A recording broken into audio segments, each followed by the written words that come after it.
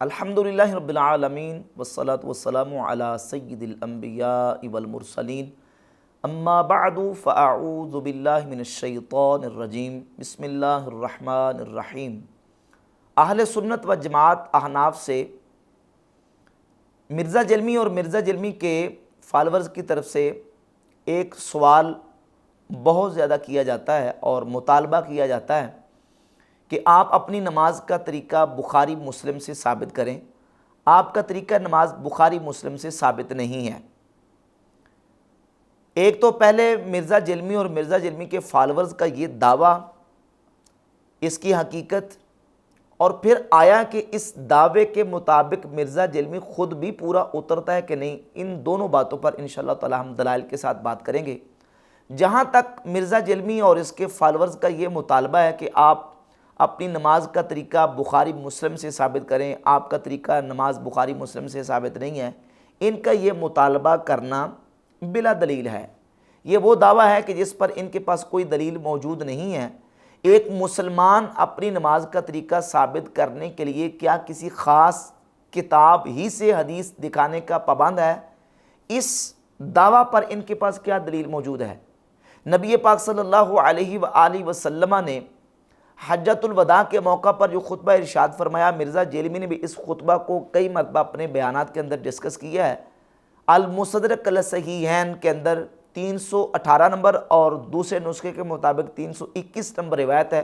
سیدنا عبداللہ ابن عباس رضی اللہ تعالی عنہما سے کہ نبی پاک صلی اللہ علیہ وآلہ وسلم نے فرمایا، میں تم میں دو چیزیں چھوڑ کے جا رہا ہوں، تم ان کو مضبوطی سے تھامے رکھو گے تو گمراہ نہیں ہوگے، کتاب اللہ و سنت نبیہ صلی اللہ علیہ وآلہ وسلم، اللہ کی کتاب اور اس کے نبی کی سنت۔ یہ نبی پاک علیہ السلام کا خطبہ حجۃ الوداع ہے۔ آپ نے اس میں کتاب اللہ قرآن کریم کا ذکر کیا اور دوسرا اپنی سنت کا ذکر کیا۔ اس میں بخاری مسلم کا نام تو موجود نہیں ہے۔ اپنی سنت چھوڑ کے جا رہا ہوں، اللہ کے نبی کی سنت، اللہ کے نبی کی سنت کو ہم نے لینا ہے۔ بخاری مسلم لکھے جانے سے پہلے بھی 200 سال تک امت نبی پاک علیہ السلام کی سنت پاک پر عمل پیرا رہی۔ وہ سنت کو کہاں سے لیتے تھے؟ کیا وہ بھی سنت کو لینے کے لیے بخاری مسلم ہی کے پابند تھے؟ نبی پاک علیہ السلام کے کیا خطبہ کا یہ مفہوم اور یہ مطلوب ہے کہ تم نے بخاری مسلم ہی سے میری سنت کا طریقہ لینا ہے، ادروائز بخاری مسلم کے بعد تم نے کسی اور حدیث کی کتاب کو اس سے سنت کا طریقہ اخذ نہیں کرنا؟ کیا حضور کے خطبہ کا یہ مطلب ہے؟ ہرگز نہیں۔ تو یہ دعویٰ کرنا کہ بخاری مسلم ہی سے آپ نماز کا طریقہ ثابت کریں اور آپ کا طریقہ نماز بخاری مسلم کے سے ثابت نہیں، اس کا مطلب یہ کہ وہ سنت کے مطابق نہیں ہے، یہ مطالبہ باطل ہے اور بلا دلیل ہے۔ جس طرح 200 سال تک امت مسلمہ نماز سنت کے مطابق پڑھتی رہی، تو وہ کہاں سے سنت کو اخذ کرتے تھے؟ وہ سنت کو اخذ کرتے تھے احادیث سے، اور احادیث کا سورس ظاہر ہے ہمارے پاس کتب احادیث ہیں، اور ان میں کوئی ایک کتاب فکس نہیں ہے کہ ہم نے سنت کو اسی کتاب سے لینا ہے، دوسری کتاب میں کوئی حدیث آ جائے تو ہم نے اس کو اخذ نہیں کرنا اور ہم نے اس سے سنت کو نہیں لینا۔ یہ کوئی دین کا مطالبہ نہیں ہے اور نہ ہی اس کا کہیں سے ثبوت موجود ہے۔ تو لہٰذا مرزا جلمی اور مرزا جلمی کے بلائن فالورز کا یہ مطالبہ بالکل بلا دلیل اور باطل اور مردود ہے۔ سنت مصطفیٰ کریم علیہ السلام سے ہم نے نماز کو دیکھنا ہے، اور سنت جو ہے وہ کسی ایک کتاب میں محدود و محصور نہیں ہے۔ ہمیں حدیث بخاری سے ملے گی، بخاری سے لیں گے،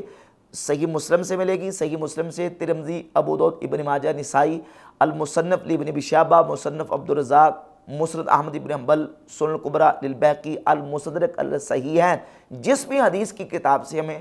صحیح حدیث ملے گی ہم اسی سے سنت کو اخذ کریں گے۔ اور مزے کی بات یہ ہے کہ یہ جو حدیث ہے حجۃ الوداع کا خطبہ، نبی پاک صلی اللہ علیہ وآلہ وسلم نے فرمایا، تمہیں دو چیزیں چھوڑ کے جا رہا ہوں، ان کو مضبوطی سے تھامے رکھو گے تو گمراہ نہیں ہوگے، اللہ کی کتاب اور اس کے نبی کی سنت۔ یہ حدیث بھی بخاری مسلم سے ثابت نہیں،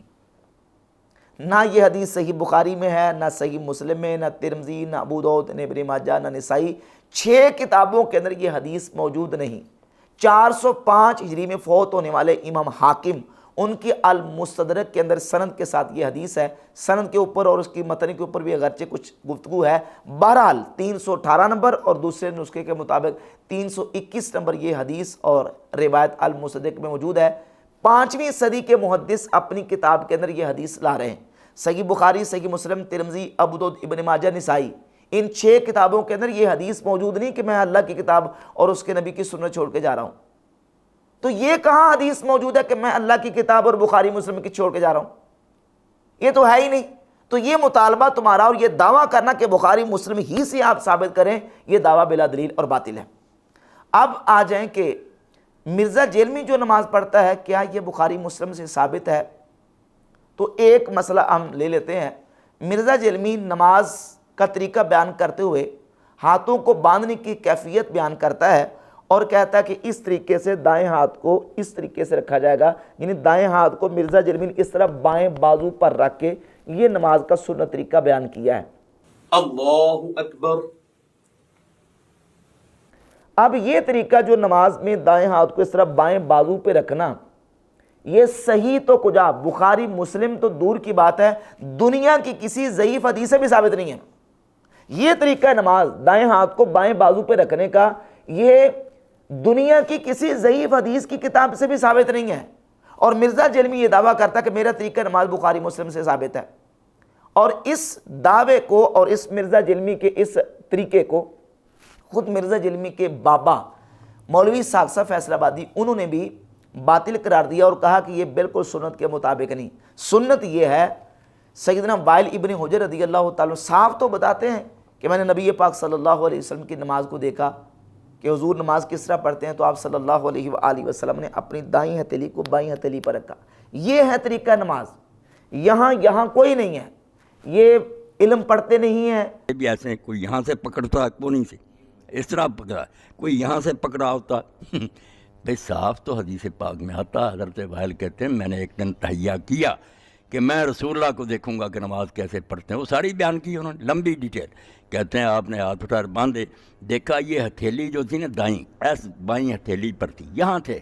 یہاں یوں کوئی نہیں تھے، یہاں ہاتھ۔ بس یہ دونوں طریقے ہیں کہ یا یہاں سے پکڑ لو، یہ قبض کہلاتا ہے، ہتھیلی یہاں رکھو، یہ گٹ کو پکڑ لو، یا یہ ساری 4 انگلیں 5 انگلیں یہاں رکھ وضع۔ یہ کوئی نہیں کہ کلائی پر رہ جاؤ اور کونیوں پکڑو، اور کئی لوگ یہاں باندھے ہوتے اس طرح، سنت بھی نہیں، کوئی علم بھی نہیں حاصل کرے۔ مرزا جیلمی نے جہاں ہاتھ رکھ کے سنت طریقہ بیان کیا، مرزا جیلمی کے بابا کہتے ہیں یہ سنت نہیں ہے۔ آٹومیٹکلی آپ دیکھیں جب آپ یوں کریں گے اور یوں رکھیں گے تو وہ ایک خاص پوزیشن پہ آئے گا۔ بس یہ دونوں طریقے ہیں کہ یا یہاں سے پکڑ لو، یہ قبض کہلاتا ہے، ہتھیلی یہاں رکھو، یہ گٹ کو پکڑ لو، یا یہ ساری 4 انگلیں 5 انگلیں یہاں رکھ وضع۔ یہ کوئی نہیں کہ کلائی پر رہ جاؤ اور کونیوں پکڑو، اور کئی لوگ یہاں باندھے ہوتے اس طرح، سنت بھی نہیں، کوئی علم بھی نہیں حاصل کرے۔ آٹومیٹکلی آپ دیکھیں جب آپ یوں کریں گے اور یوں رکھیں گے تو وہ ایک خاص پوزیشن پہ آئے گا۔ بس یہ دونوں طریقے ہیں کہ یا یہاں سے پکڑ لو، یہ قبض کہلاتا ہے، ہتھیلی یہاں رکھو، یہ گٹ کو پکڑ لو، یا یہ ساری 4 انگلیں 5 انگلیں یہاں رکھ وضع۔ یہ کوئی نہیں کہ کلائی پر رہ جاؤ اور کونیوں پکڑو، اور کئی لوگ یہاں باندھے ہوتے اس طرح، سنت بھی نہیں، کوئی علم بھی نہیں حاصل کرے۔ تو یہ سنت ہی نہیں ہے، بخاری مسلم تو مسئلہ بات کا رہ گیا، کسی حدیث کی کتاب سے ثابت نہیں ہے یہ طریقہ مرزا جیلمی کا جو مرزا جیلمی نے اختیار کیا ہوا ہے۔ اب بخاری مسلم میں کیا طریقہ بیان کیا گیا ہے، اس سلسلہ میں 2 احادیث میں آپ کے سامنے بیان کروں گا، اور ان احادیث کے حوالے سے مرزا جیلمی نے جہاں جو ڈنڈیاں ماری ہیں وہ بھی آپ کے سامنے میں دلائل کے ساتھ واضح کروں گا۔ صحیح بخاری کے اندر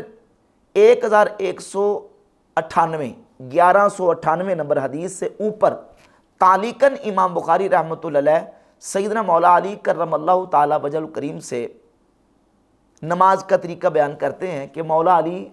نماز میں اپنے ہاتھوں کو کس طرح باندھا کرتے تھے۔ وضع علی رضی اللہ تعالیٰ عنہ کفہ علی رسخ الایسر، مولا علی رضی اللہ تعالیٰ عنہ نے نماز میں اپنے ہاتھوں کو باندھا تو آپ نے اپنا دایاں ہاتھ ہے، اپنی دائیں ہتھیلی، کف کا لفظ آیا ہے،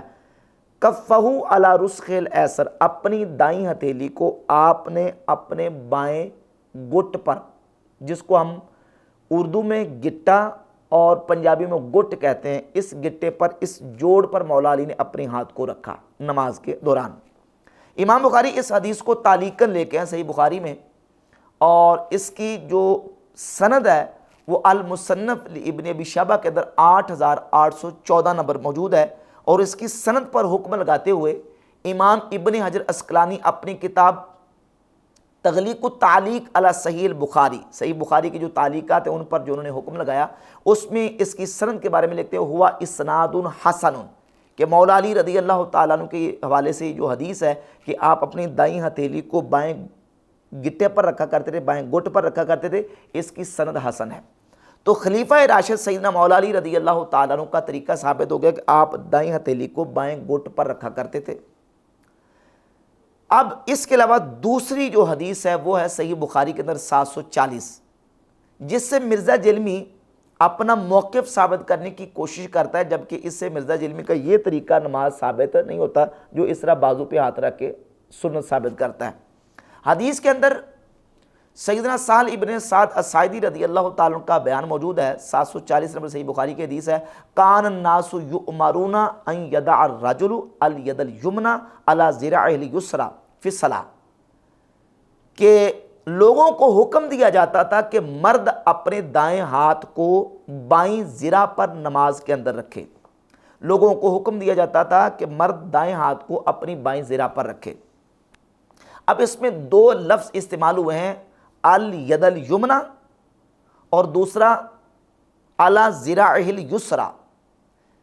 الید اور ذراع۔ اب ہم نے دیکھنا ہے کہ ید کس کو کہتے ہیں اور ذراع کس کو کہتے ہیں۔ ید کہتے ہیں من اطراف الاصابع الی الکف،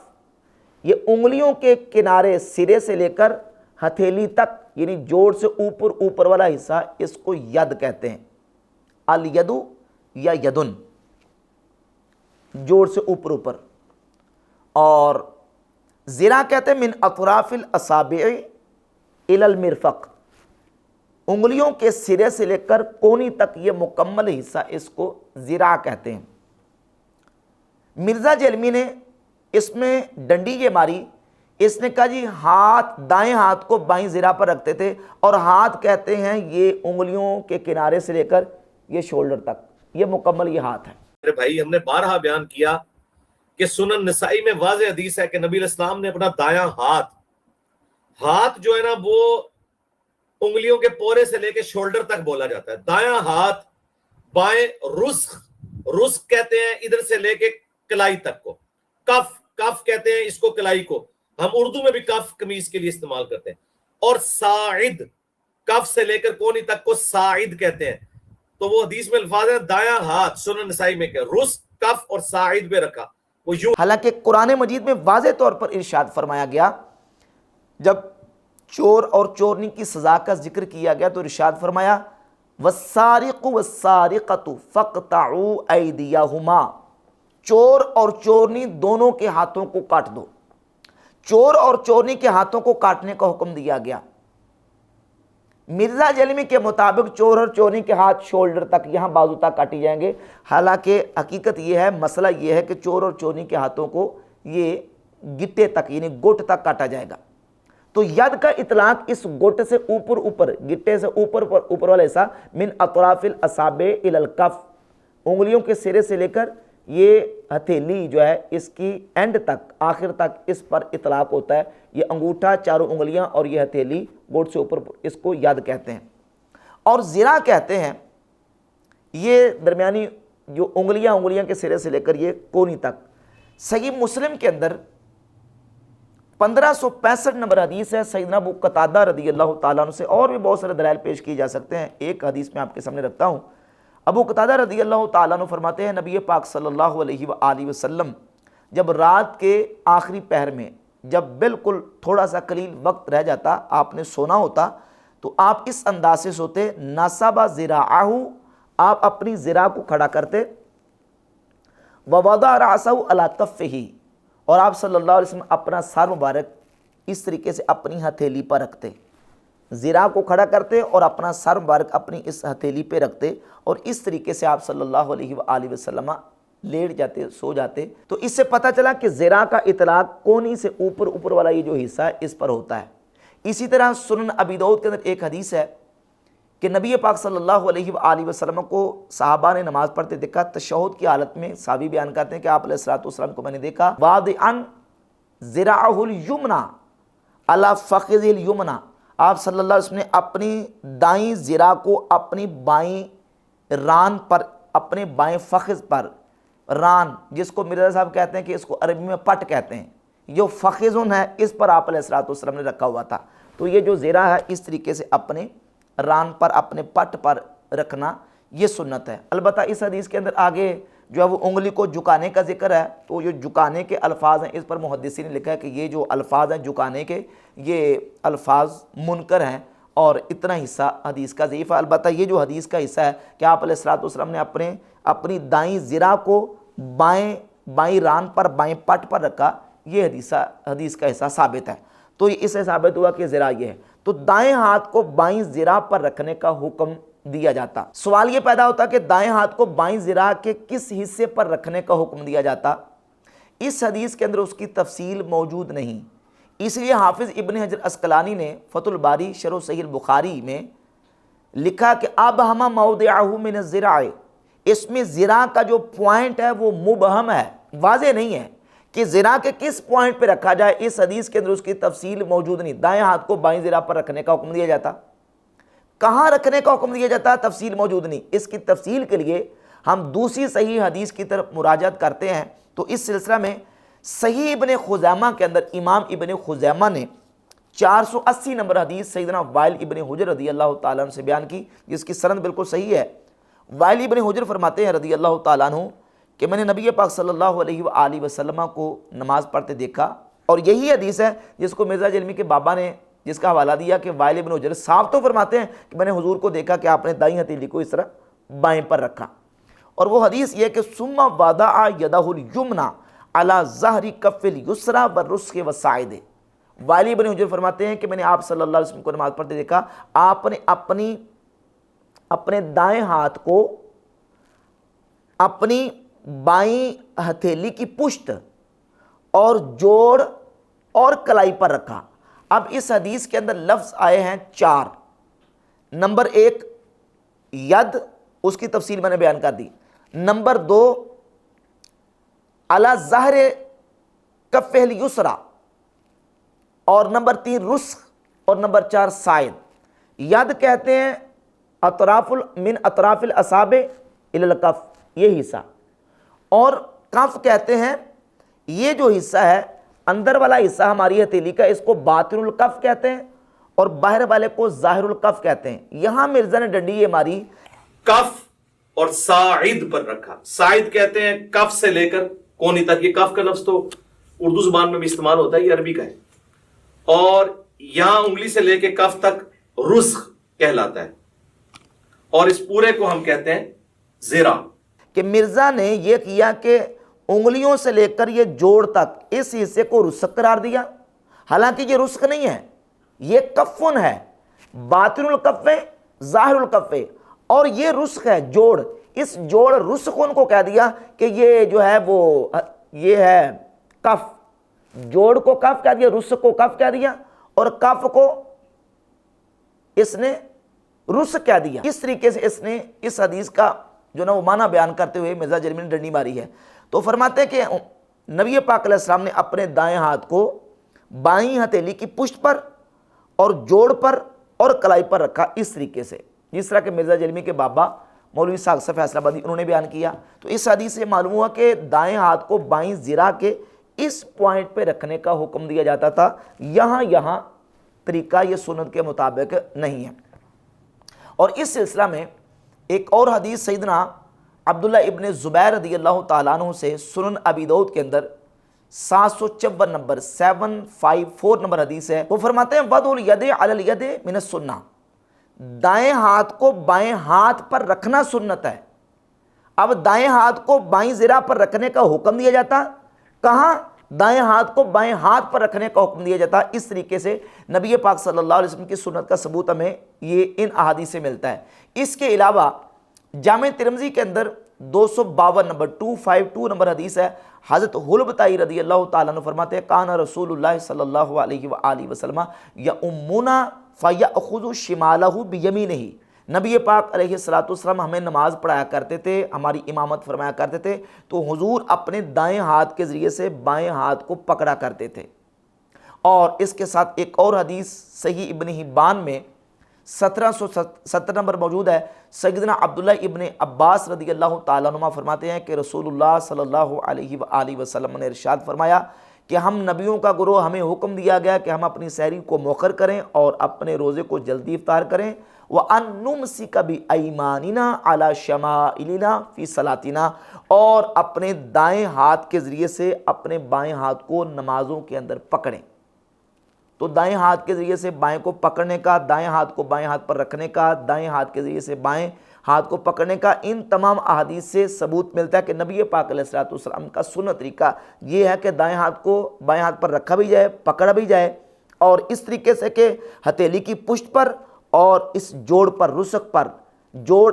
عربی میں اس کو رسک کہتے ہیں، المفصل بین الساعد والکف، یعنی کلائی اور ہتھیلی کے درمیان جو جوڑ ہے اس کو رس کہتے ہیں۔ یہاں آپ صلی اللہ علیہ وسلم رکھنے کا حکم دیتے اور یہاں آپ علیہ الصلوۃ والسلام رکھتے، اور مولا علی رضی اللہ تعالیٰ سے جو صحیح بخاری کے اندر 1198 نمبر حدیث سے تعلیقاً عمل موجود ہے، آپ بھی اپنے دائیں ہتھیلی کو بائیں جوڑ پر رکھتے۔ لہذا صحیح بخاری سے یہ طریقہ جو ثابت ہوتا ہے وہ یہی ہے کہ دائیں ہاتھ کو بائیں اس طریقے سے جوڑ پر رکھا جائے، اور یہی طریقہ سنت کے مطابق ہے۔ مرزا جلمی یہ جو طریقہ اختیار کرتا ہے، صحیح بخاری تو دور کی بات ہے، کسی حدیث کی صحیح تو دور، ضعیف حدیث سے بھی یہ طریقہ ثابت نہیں ہے جو مرزا جلمی نے اختیار کیا ہے۔ اللہ اکبر۔ باقی اس حدیث میں یہ جو صحابی کہتے ہیں کہ لوگوں کو حکم دیا جاتا تھا کہ مرد اپنے دائیں ہاتھ کو بائیں زرہ پر رکھے، یہ حکم کون دیتا تھا؟ مرزا جلمی نے جب ہاتھ چھوڑ کے نماز پڑھنے کا طریقہ بیان کیا اور اس کو سنت ثابت کرنا تھا، تو اہل تشیع کا موقف بڑے مضبوط طریقے سے بیان کیا کہ یہ جو حدیث ہے نا 740 نمبر، جس میں یہ ہے کہ دائیں ہاتھ کو بائیں زرہ پر رکھنے کا حکم دیا جاتا، اہل تشیع یہ کہتے ہیں کہ یہ حکم پتہ کن کی طرف سے دیا جاتا تھا، کیونکہ جو راوی ہے وہ یہ تو نہیں کہہ رہا کہ نبی علیہ الصلوۃ والسلام کی طرف سے حکم دیا جاتا تھا، کہتے ہیں کہ وہ شیعہ کہتے ہیں کہ آل امیہ کی طرف سے حکم دیا جاتا تھا۔ سال ابن سعد السعدی کہتے ہیں کہ اگلے زمانوں میں ہمیں حکم دیا جاتا تھا کہ ہم اپنا دایاں ہاتھ بائیں ہاتھ پر رکھیں، لیکن اہل تشیع اس روایت کی تعویل کرتے ہیں، یہ روایت بخاری میں بھی ہے، وہ کہتے ہیں اس میں انہوں نے یہ تو نہیں کہا کہ نبی علیہ السلام کے زمانے میں حکم دیا جاتا تھا، کیونکہ ابو حازم تابعی کہتا ہے کہ میرا خیال ہے کہ وہ اسے مرفوع کرتے تھے، مجھے کنفرم نہیں ہے کہ یہ حکم نبی علیہ السلام کی طرف سے تھا یا کوئی اور دیتا تھا۔ اہل تشیع کہتے ہیں یہ آل امیہ حکم دیتی تھی کہ صرف ہاتھ باندھ کے ہی نماز پڑھو۔ سر وہ کہتے ہیں الفاظ فٹ ان ہے کہ اگلے زمانوں میں ہمیں حکمن یہ کام کروایا جاتا تھا۔ جب ہاتھ چھوڑ کے نماز پڑھنے کو سنت قرار دینا تھا تو اس میں شیعوں کا پورا مضبوطی سے موقع بیان کر دیا، اور پھر وہ کہا کہ وہ راوی جو کہتے ہیں کہ مجھے شک ہے، میں کنفرم نہیں کہتا